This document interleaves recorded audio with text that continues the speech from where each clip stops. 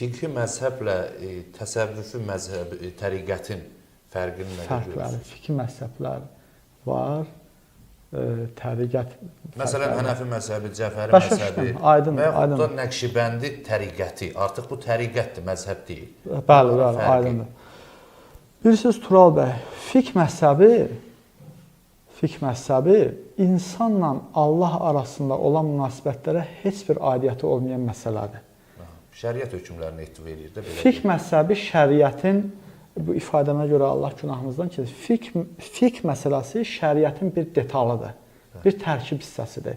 Dəstəmaz bu cür alınmalıdır, su belə olmalıdır və fiqh məzhəbinin birbaşa Allah insan münasibətlərinə aidiyyəti yoxdur. Düzdür, əməl olunmalıdır, ona sözsüz, söhbətsiz əməl olunmalıdır.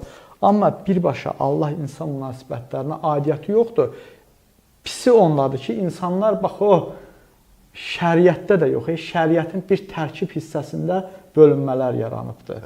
Bu, qəbul olmayan bir şeydir, amma təriqətlərdəki fərqin, yenə söhbət, yenə deyirəm, gerçək təriqətlərdən gedir, oradakı fərqin bir o qədər də xətası yoxdur. Çünki hədəf Allahdırsa, hədəf Allaha, ruhun Allaha qovuşmaq, Allaha təslimdirsə, hədəf cismimizin Allaha qul edilməsidirsə, hədəf nəfsimizin təskin olunmalıdırsa, hədəf iradəmizin ən nəhayətdə Allaha təslim olunmasıdırsa, hansı ki, bunu səhabələr bunu yaşayıblar, hamısı irşad olublar Quran ayələri, kəlmələr, Quran ayələri gərəyincə.